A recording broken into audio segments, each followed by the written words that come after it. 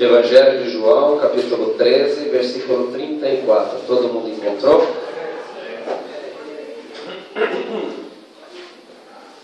Diz assim a palavra do Senhor: novo mandamento vos dou, que vos ameis uns aos outros, assim como eu vos amei, que também vós ameis uns aos outros. Nisto conhecerão todos que sois meus discípulos, se tiverdes amor uns pelos outros. Amém. Louvado seja o nome do Senhor. A gente leu aqui o texto que Jesus fala que ele dá um novo mandamento, né? Não fecha a sua Bíblia não, fica aí na passagem, fica com a Bíblia aberta no colo. E ele diz assim: novo mandamento vos dou, que vos ameis uns aos outros. Ele fala que é um novo mandamento. Nós estamos, quando Jesus fala isso, ele está há 2000 anos atrás, praticamente. Ele fala: um novo mandamento vos dou. E eu sempre achei estranha essa passagem, porque falar de amor na Bíblia, não foi Jesus que falou da primeira vez a respeito de amor. Se você vê lá em Levítico, capítulo 19, versículo 18, parte B, já estava escrito assim: amarás o teu próximo como a ti mesmo. Quando os fariseus perguntam para Jesus qual era o maior mandamento, ele já disse: amar a Deus sobre todas as coisas e o próximo como a ti mesmo. Não era uma novidade. Jesus não estava dando um ensinamento novo quando falava de amor. Moisés já tinha falado, e outros mestres da filosofia já tinham falado a respeito do amor também, que esse seria a lei áurea. Então, eu ficava me perguntando por que Jesus dizia que esse era o novo mandamento. Ele fala: um novo mandamento vos dou. E aí, meditando nessas questões, conversando aqui e acolá, a gente percebe que Jesus mesmo é a novidade do mandamento. Porque ele fala assim: um novo mandamento vos dou, que vos ameis uns aos outros, assim como eu vos amei. Então, se você amar o próximo como a si mesmo, você estará sendo um bom judeu, porque é um mandamento que foi dado lá atrás. Se você amar o seu irmão como Cristo amou, aí você estará sendo cristão. Se nós não estivermos vivendo essa dimensão, você pode ser evangélico, você pode ter 30 anos de igreja, você pode se vestir da forma como os crentes e as igrejas e os pastores mandam a gente se vestir. Você não estará sendo discípulo. Por quê? Porque Jesus ele deu um novo mandamento. E o novo mandamento é: amai uns aos outros como eu vos amei. Quando a gente fala amar o próximo como a ti mesmo, você percebe que de algum modo você ainda é parâmetro? Amar o próximo como a mim mesmo. De algum modo, eu ainda sou parâmetro. Amar o Renato como a mim mesmo. Então, eu não vou tratar o Renato do jeito que eu não gostaria de ser tratado ou destratado. De algum modo, eu ainda sou parâmetro para isso, para esse amor. E não está errado. Não é que esse mandamento de Moisés está revogado. Não está revogado. Mas Jesus ele traz uma nova objetividade para o mandamento do amor. Ele diz assim: amarás uns aos outros como eu vos amei. Então o eu, Carlos, ele sai para entrar quem? Jesus como autor do amor através da minha vida. Então eu amo o meu próximo como Cristo me amou. O eu, o ego, o eu, ele deixa de ser o parâmetro para o parâmetro de ser o próprio Jesus. E aí não adianta cantar, não adianta louvar, não adianta se vestir de forma adequada, não adianta, essas coisas elas são importantes, mas não é por estas coisas que eu e você seremos reconhecidos como discípulo. E é muito, assim, espiritualmente é muito fácil discernir essas questões, porque quando a palavra do Senhor ela é anunciada, ela aquece ao coração, ela aquece o coração, é porque se está falando a um discípulo. É um discípulo que está ouvindo. Quando ela causa náuseas, enjoos e cansaço, não é um discípulo que está ouvindo. né? Então atente ao que o Espírito Santo do Senhor diz para a igreja nessa manhã. Em nome de Jesus, e pergunte-se a si mesmo se você é discípulo do Senhor ou não. Então a palavra do Senhor diz: amarás, um novo mandamento vos dou, que vos ameis uns aos outros, assim como eu vos amei. Queira Deus, né? Um dia cheio de criança engateando aqui durante a pregação, a bênção, né? Vinde a minhas criancinhas, maravilha, louvado seja o nome do Senhor. E aí, o que é que eu e você temos que nos perguntar diante desse novo mandamento que Jesus nos deu? E como foi que Jesus nos amou? Como é que foi que Jesus amou aqueles discípulos? Porque ele diz assim: novo mandamento vos dou, que vos ameis uns aos outros, assim como eu vos amei. Como é que Jesus amou? Como que Jesus amou os discípulos? Quem se arrisca? Dá um palpite. Doando a própria vida pelos discípulos. Que mais? Isso é um petróleo. Não foste carne nem sangue que revelaste isso, mas meu Pai que está no céu. Aleluia. Como mais Jesus nos amou? Incondicionalmente. Incondicionalmente. Isso é uma delícia. Como foi que Jesus nos amou? Para servir de parâmetro, para que amemos uns aos outros? Nos perdoando. Isso é difícil demais, né? Nos perdoando, Jesus perdoando. Quantas vezes, Kátia? Ele perdoa? 70 vezes 7. Quanto dá 70 vezes 7? Quem é bom de matemática? 490, Luiz. Nossa, o Luiz é bom de matemática. Aí 7 vezes 7, 49, põe o 0. 490. Amém. Jesus nos perdoando. É muito importante isso. De que modo mais Jesus nos amou e que nós devemos nos amar uns aos outros? Deixando a sua glória. Ramon tocou num ponto que nós vamos tocar. Deixando a sua glória. Não julgou ser igual a Deus, coisa que devia se apegar, antes tomando forma-se humana, viveu a vida de servo, como servo morreu a morte de cruz. Deixando a sua glória. Deixando a sua glória. Mais alguém tem alguma? E o que o fato de Jesus deixar a glória... Oh, fala, Gessé, abençoa a gente, Gessé, com a sua... Que dá em torno de 7,6 a cada 7 segundos você tem que perdoar alguém, se você passar o dia inteiro perdoando. A cada... 7 segundos. É 7 segundos e 7 minutos, mas passou 7 minutos você já pode perdoar. Ah, é? Se você chegar na conta lá do perdão. Oi, tá vendo? Todos os dias. Maravilha, né? Mas eu quero abordar esse ponto que o Ramon falou, deixando a sua glória. Deixando a sua glória. Você, como discípulo obediente, você não fechou a sua Bíblia ainda, então peço que você, no mesmo Evangelho de João, venha aqui para o capítulo 1, versículo 14.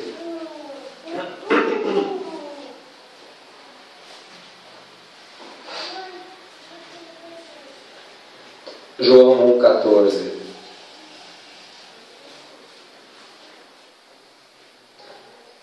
Pode ler? E o Verbo se fez carne e habitou entre nós, cheio de graça e de verdade, e vimos a sua glória como do unigênito do Pai. Amém.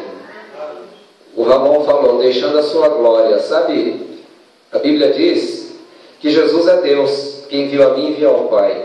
Isaías 6, eu vi o Senhor assentado do alto e sublime trono, era Jesus. E as Escrituras ensinam que Jesus é Deus, Filho de Deus, um com Deus. E que Ele, realmente Ele deixou a sua glória, Ele abriu mão da forma divina e assumiu a forma humana, igual a minha e a sua. Jesus engatinhou, precisou aprender a falar, precisava trocar a fralda, né? Naquele tempo era difícil, né? Tinha que lavar a fralda. Eu nem sei se tinha fralda, como é que era naquele jeito, porque 2000 anos atrás. Então ele assumiu totalmente a condição humana. E ele deixou a sua glória. O que isso significa? Significa, Bruno, que Jesus renunciou a tudo para estar conosco. Jesus, ele renuncia a sua glória. Isso é o fundamento da fé cristã. Ele deixa a sua glória para habitar entre nós. Deixar a glória no sentido assim, que ele deixou o trono de graça dele para nascer numa estrebaria na Galileia 2000 anos atrás e morrer por mim e por você.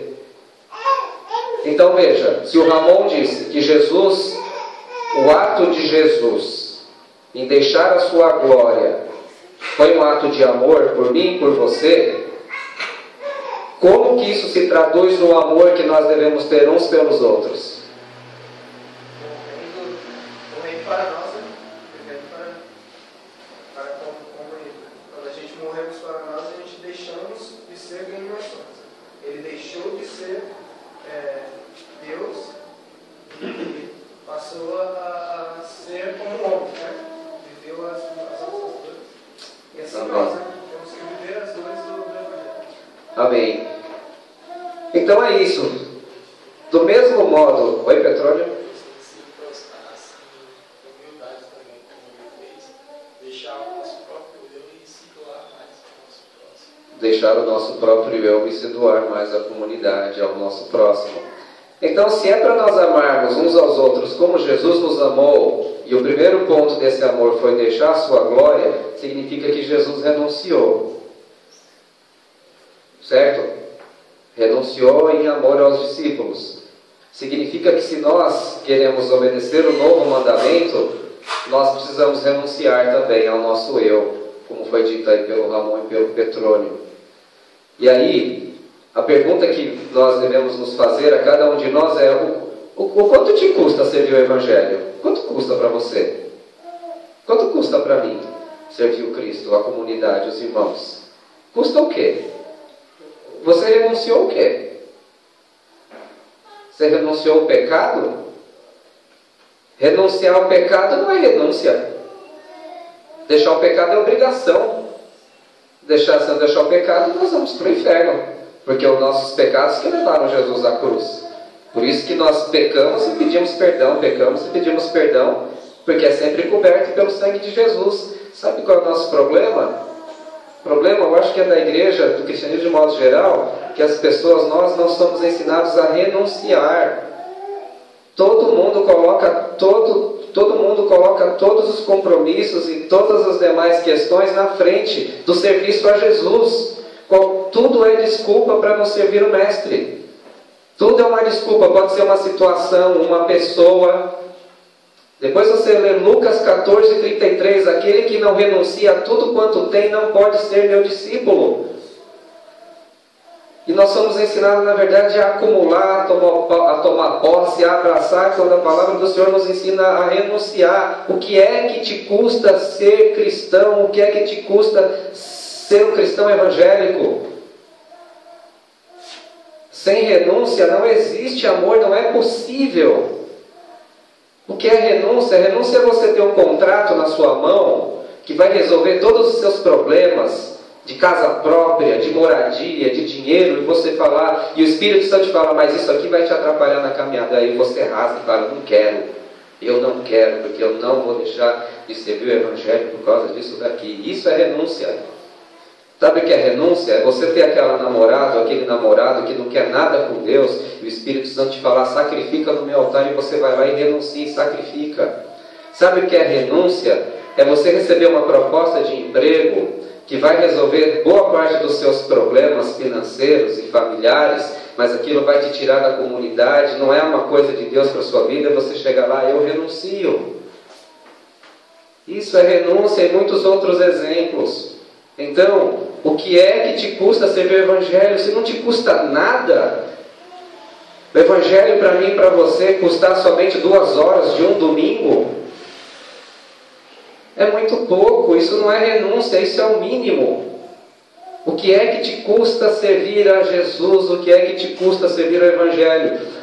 Renúncia é você ter uma carreira brilhante e o Senhor te chamar para ser missionário, para trabalhar lá com ex-viciados e dependentes de drogas e etc e tal, e você está lá tempo integral, seja no Brasil, em outro lugar. Isso é renúncia.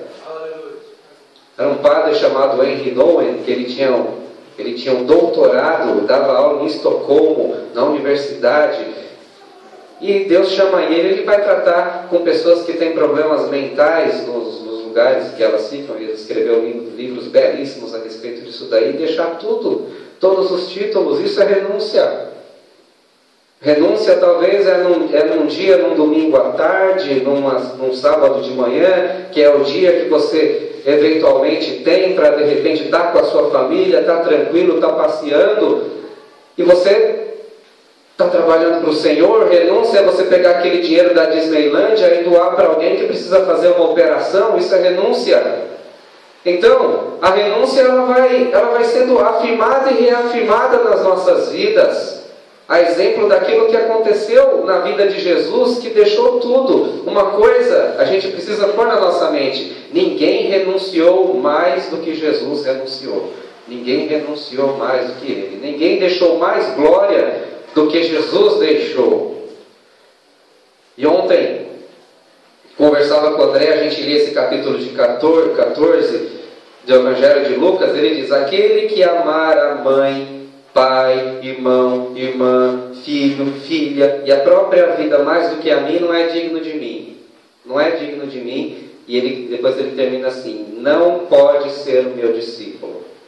Não pode ser. Não pode ser, em que sentido não pode ser? Que ele não deixa? Não é isso. Não pode ser porque não há possibilidade de ser. Uma pessoa que vive para si própria apenas e não vive no mundo para os outros, não pode ser discípulo de Jesus, porque não dá para ser. Não é que ele proíbe de ser, é porque não dá. Não há condição nenhuma de servir a Jesus se você não for um ser humano no mundo para os outros. Se você for um ser humano no mundo para si mesmo, não há condições de servir a Jesus. Então Jesus nos chama para sermos seres humanos no mundo para os outros. Para os outros. Os outros quem? Os outros, meu irmão, minha irmã, meu filho, minha filha, mas a comunidade dos discípulos de modo geral. Um novo mandamento vos dou, que vos ameis uns aos outros, assim como eu vos amei. E se ele renunciou, Jesus exige de nós que nós também renunciemos a tudo por amor ao nome dele. Tudo pertence a ele. Não existe mais nenhuma esfera da minha e da sua vida que não pertence a Jesus. Minha esposa, meus filhos. Eu não tenho direito. Ramon, você não terá o direito de educar os seus filhos que não for na presença do Senhor e de acordo com a palavra do Senhor. Se você é discípulo, você não tem esse direito. Você tem essa possibilidade, mas você não tem esse direito. Ah, mas e se amanhã eles se desviarem? Você fez o melhor que você podia. Nós não temos o direito. Mulher cristã, você não tem direito de não acompanhar o seu marido cristão. Você não tem esse direito. O seu marido ama a igreja, ele ama a obra do Senhor. Ele, por seu marido, é um homem bonito, é uma pessoa que podia estar no mundo aí, sabe, nos bares, bebendo, fumando. Olha, não existe homem no mundo que não tema. Se o homem não temer ao Senhor, é muito difícil um homem que não tema ao Senhor e mantenha a fidelidade nele. Nós estamos no mundo, na sociedade, eu vejo ao meu redor, os homens traem mesmo as esposas. Eles traem mesmo, não estão nem aí. Sabe? Então assim, se seu marido é um homem de Deus, acompanhe ele e apoie ele, em nome de Jesus Cristo. E dê graças a Deus pelo marido que você tem. Porque ele poderia estar indo no bar, ele poderia estar fumando, bebendo, cheirando, matando, traindo você. Então apoie, não tenha a pachorra de não acompanhar o seu marido. É pecado contra Deus isso. Acompanhe ele. Os homens, a mesma questão em relação às esposas. Mesma questão, esposa crente, marido tem que apoiar também, tem que acompanhar também. É pecado, é uma coisa crassa, horrível, horrorosa isso, sabe? Quando a pessoa, você vê uma pessoa santa de Deus, um homem de Deus, uma mulher de Deus e não receber apoio, é pecado. É pecado. Renuncie à sua própria vontade, renuncie às suas próprias indiciocrasias em favor do Evangelho do nosso Senhor Jesus Cristo. Seja crente. Seja cristão, seja discípulo, renuncie o próprio eu, como o Ramon falou aqui e como o Petrone falou. Não digo que seja fácil, fácil não será. Mas Jesus diz que o meu fardo é leve, meu jugo é suave. Não existe melhor coisa na vida. Não se apoie na espiritualidade do outro, sabe? Às vezes fala, puxa, eu tenho um marido que ele é super crente, então eu me apoio. Deixa que ele é o sacerdote do lar, ele é o responsável pelas orações, pelo estudo, pela palavra, eu me apoio nele. Não.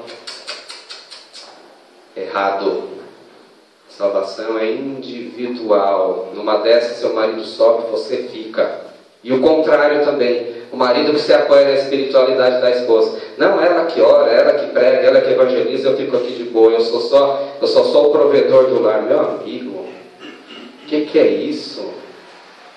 Não pode ser assim. Não é assim. A coisa é pessoal. O chamado é pessoal, é individual. Naquele dia Jesus falou, um vai subir, um vai ficar, né? No arrebatamento. Então, cultive, renuncia o eu em favor do Evangelho. E assim nós amaremos uns aos outros como Jesus nos amou. É renúncia. Não é fácil. Uns renunciam mais, uns renunciam mesmo. Uns produzem 30, 60, 90. É assim. Mas o chute inicial tem que ser dado. Tem que ser dado. Assim como Jesus, ele renunciou à sua glória, nós somos chamados a renunciar aos nossos próprios interesses e a fazer eles em prol do Mestre, em prol de Jesus, em prol do Evangelho. Aquele que não renuncia a tudo quanto tem não pode ser o meu discípulo. Jesus falou, leia depois Lucas 14, 33. De que modo mais Jesus nos amou e que nós podemos nos amar uns aos outros, além da renúncia? E agora? Exploramos essa parte que o Ramon falou. De que outro modo? O perdão, foi dito. O serviço. Vamos pensar no serviço? Jesus, ele amou servindo. Vá comigo, você que está com o seu evangelho aberto em João capítulo 13. João capítulo 13. Então Jesus renunciou a tudo. Jesus nos amou renunciando a tudo. O Binho ontem deu um testemunho muito bonito lá na casa Boas Novas. Nós fomos com um grupo grande de pessoas, né? A Luane apresentou um show de mágica.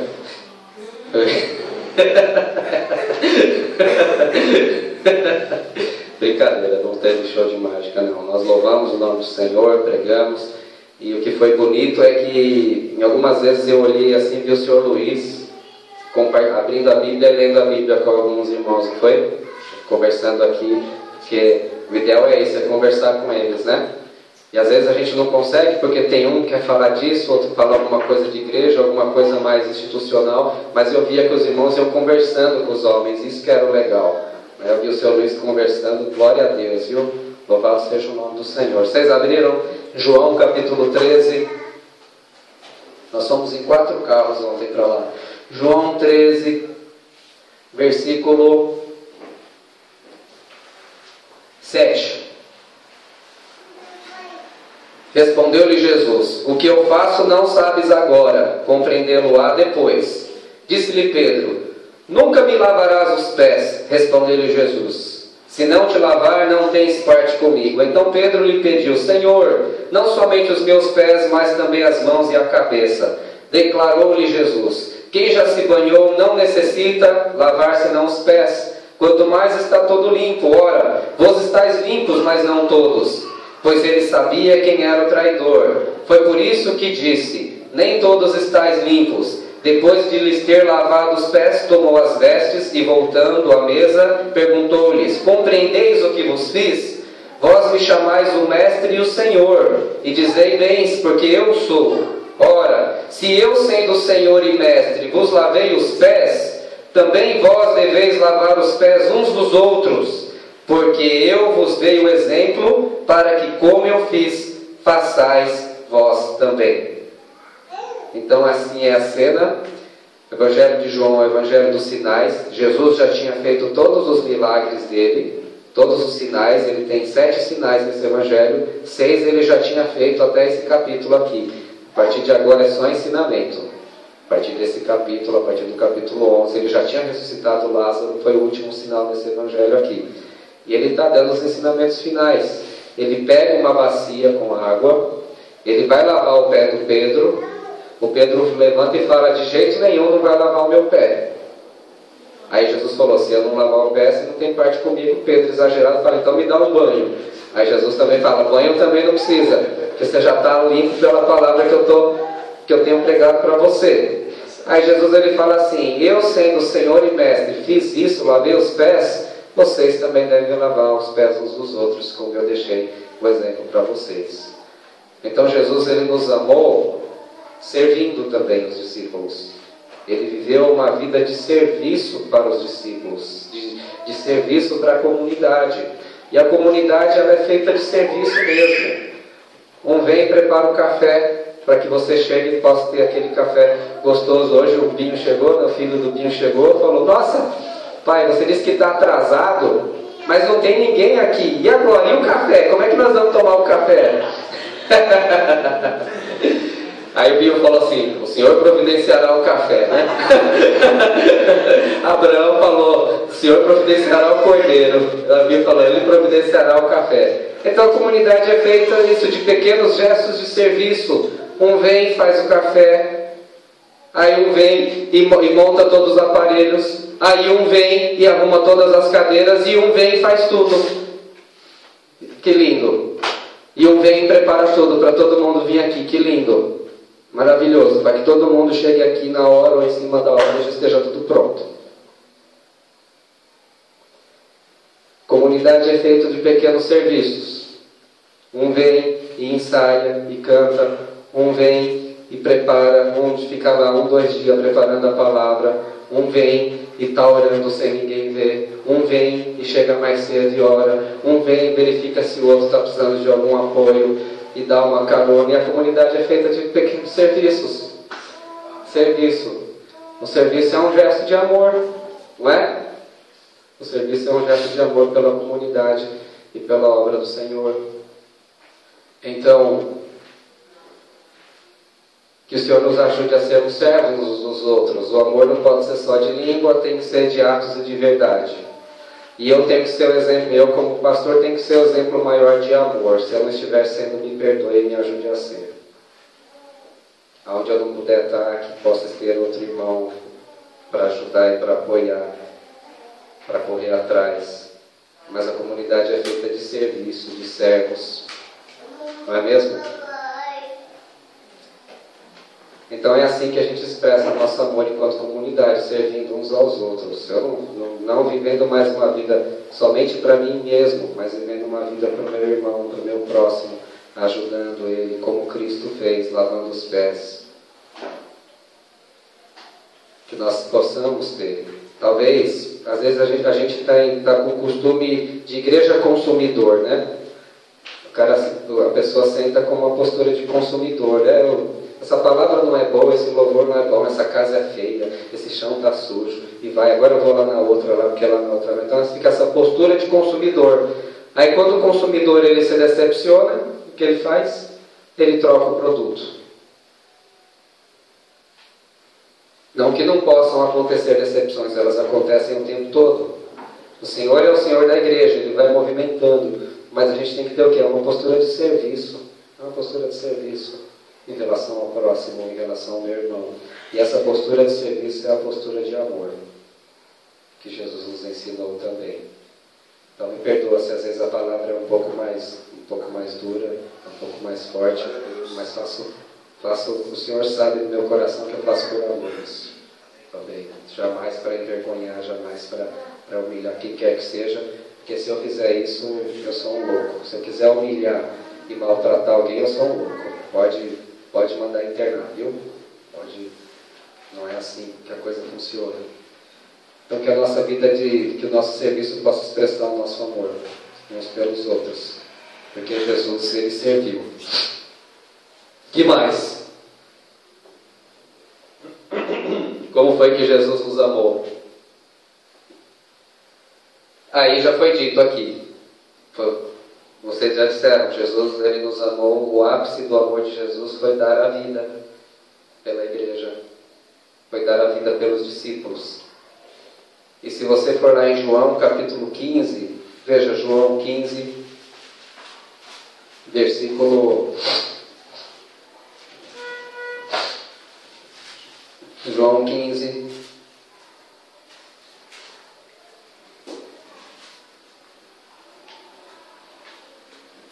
versículo 12, ele vai repetir o ensinamento que ele deu. João 15, 12,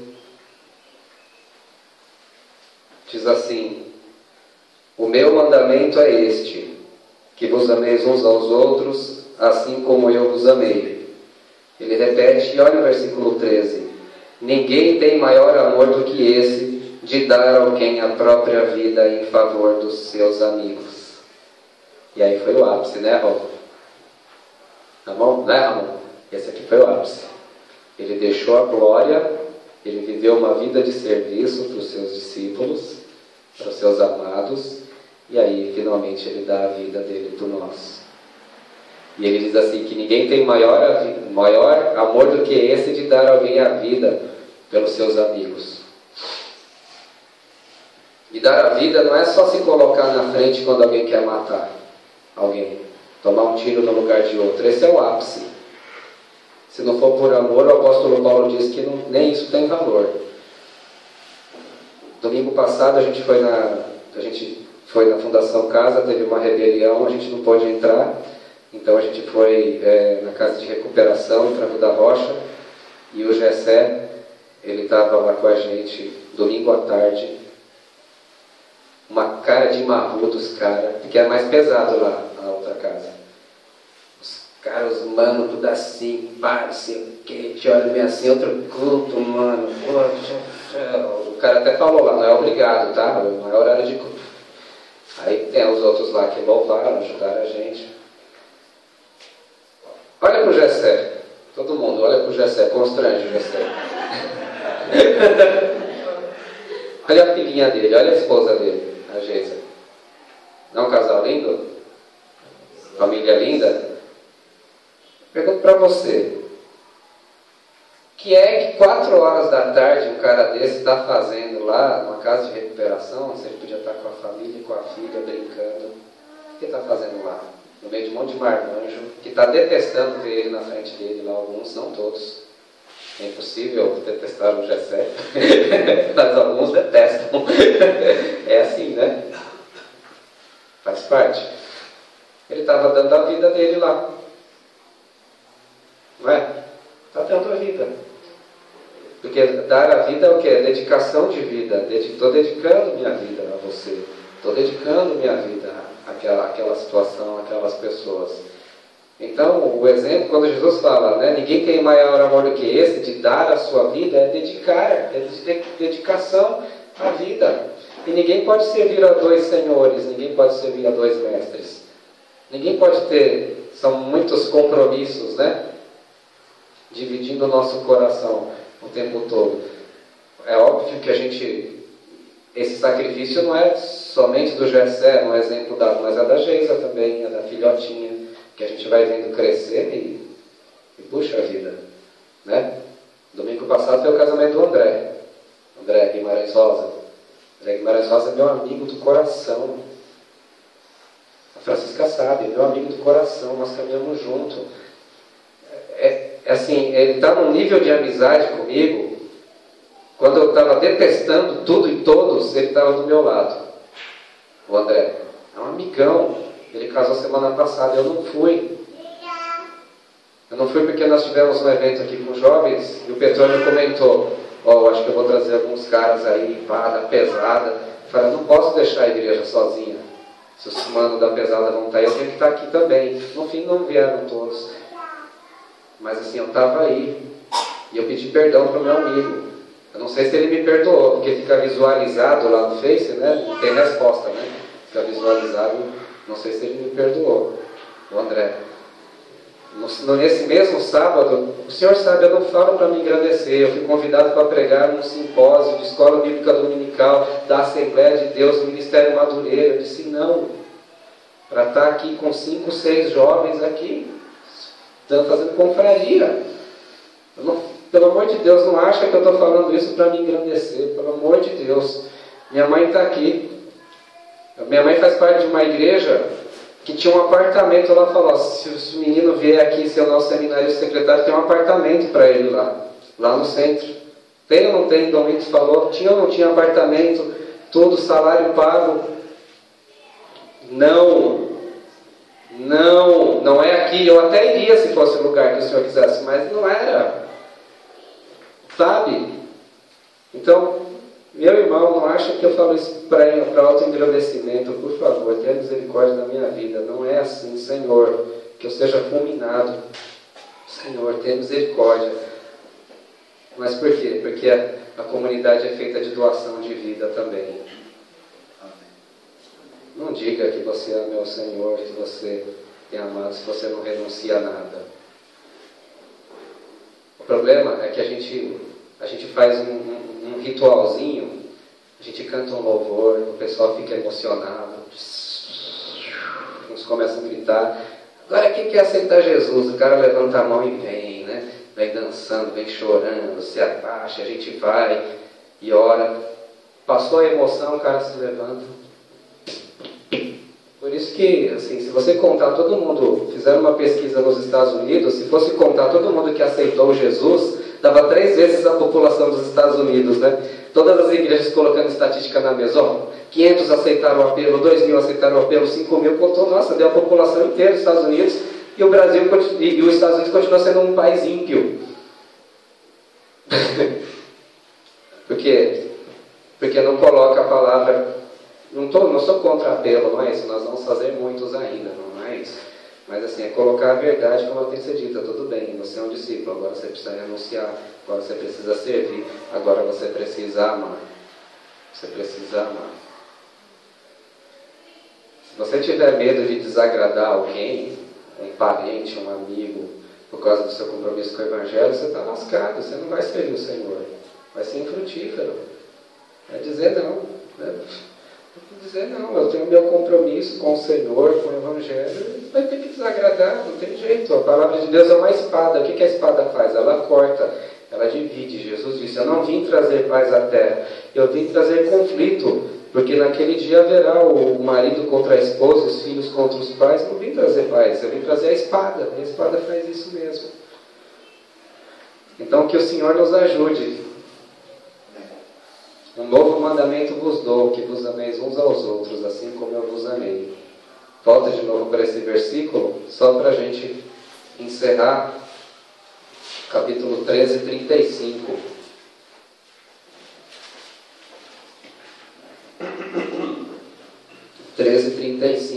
E aí vem a sentença de Jesus. Nisto conhecerão todos os meus discípulos. Nisto conhecerão todos que sois meus discípulos, se tiverdes amor uns pelos outros. Ou seja, qual é a marca do cristão? É o amor. É amar como Cristo amou. Essa é a marca do cristão. Jesus, ele não falou que nós seremos conhecidos como os discípulos por andar com a Bíblia debaixo do braço. Jesus não disse que seríamos conhecidos como os discípulos pelos louvores que nós cantamos. Jesus não disse que seríamos conhecidos como discípulos pela palavra que nós pregamos. Tudo isso é importante. Mas ele diz que nós seríamos reconhecidos como discípulos pelo amor que tivéssemos uns pelos outros. Talvez a gente seja reconhecido como evangélico, como crente evangélico, mas não é isso que Jesus está dizendo. Se tiver amor uns pelos outros. E o contrário também é verdadeiro. Se nós não nos amarmos como Jesus nos amou, não seremos reconhecidos como discípulos de Jesus. Jesus, o que ele faz aqui? Ele dá uma brecha, ele dá um motivo justo para que o mundo não nos reconheça. Não é isso que tem acontecido? Pensa bem. Não é isso que tem acontecido? As pessoas nos reconhecem muitas vezes como evangélicos, mas não como discípulos de Cristo, porque não tem amor. Qual foi a última vez que você viu um ímpio dizer assim, uma pessoa de fora da igreja falar: nossa, eu não concordo com vocês, mas eu preciso reconhecer que vocês têm um amor fenomenal. Pode ser que você tenha ouvido. Quando foi a última vez que eu ouvi isso? Eu reconheço que vocês se amam muito. Pode até ter acontecido, você pode até compartilhar, mas eu não lembro. Nossa, eles falam: vocês são barulhentos, né? Vocês são fanáticos, vocês são... Mas eu preciso dar palmatória que vocês se amam muito. O amor que tem lá na comunidade não tem mais lugar nenhum.